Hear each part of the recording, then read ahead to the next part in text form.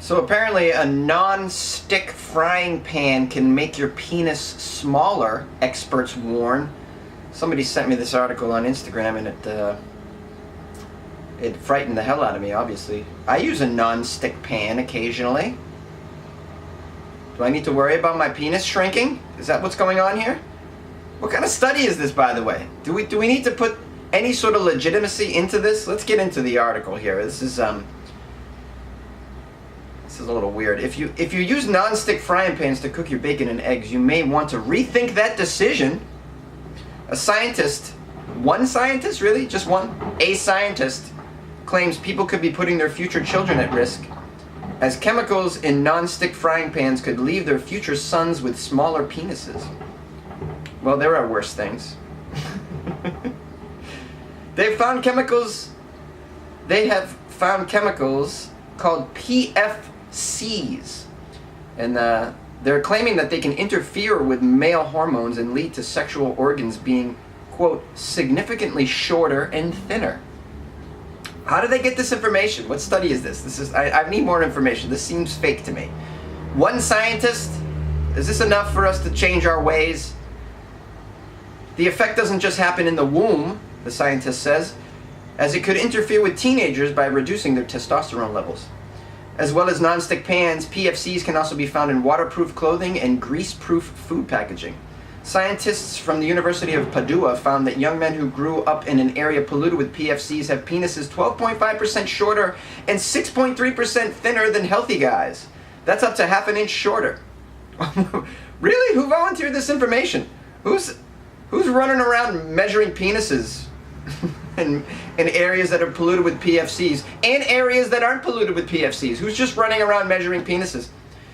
They found these numbers by measuring the penises of 383 men with an average age of 18. Padua is apparently near Venice, and it's one of the 4 areas in the world known to have high levels of PFC pollution. The Italian researchers found PFCs will bind to testosterone receptors and reduce levels of male sex hormone used in the body. In case you're a nerd and want to hear more about science, just Google that shit yourself. Therefore, the men they claim grew up with smaller penises, less healthy sperm also. Less mobile sperm, and a shorter distance between their scrotum and their anus, which is a sign of lower fertility. Did you know that? If you have a shorter distance between your scrotum and your anus, that's a sign of low fertility? I didn't know that. I guess I need to measure the distance between my scrotum and anus. Any volunteers to help me with that? I can't reach.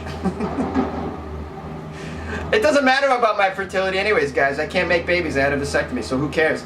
I always find it funny, these lower fertility things that they say. They go, well, you know what?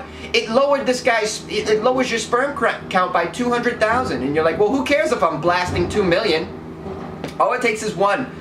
Even if you cut your fertility in half, your sperm count in half, that's still 1 million. How many do you need? You really only need like 12 sperm to be duking it out, really, at the end of the day.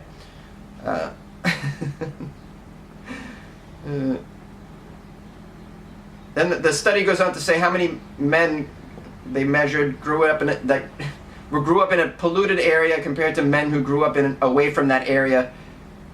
The non-exposed men had an average flaccid penis length of 10 centimeters, measured along the top from the body to the tip. All right. We don't need this. Their penises were thinner.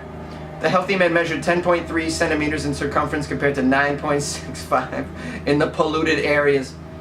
Do you ever think that there might be something else going on here? This is a very small sample size, a couple hundred men. I mean, that's really nothing. I don't think you can really extrapolate to the overall rest of humanity by this small sample size. Maybe the men in that region just happen to have smaller penises. It's a thing, okay? I'm not about to stop using non-stick pans. I mean, they're the easiest ones. I struggle with the sticky pans, as I cook with coconut oil usually, and no matter how much coconut oil I put on the goddamn thing, the stuff still sticks to it. It's a pain in the ass. I don't have time for it, okay? I like my non-stick frying pans. I don't care if my penis is shrinking. This is my life. It's now or never. I'm cooking in a non-stick frying pan. You can't tell me otherwise. I do question the veracity of this article. The veracity? I'm going to have to go to Snopes.com and see if this is actually true, or submit this article. You guys ever go to Snopes? Yeah, they tell you if stuff is true. I question this. I'm going to fry, I'll tell you what, I'm going to use my nonstick pan every day for a week, and then I'm going to measure my penis. And we'll see how it goes. I'll send pictures, I'll post pictures on the Weird AF News Facebook page. You guys can track the shrinkage with me.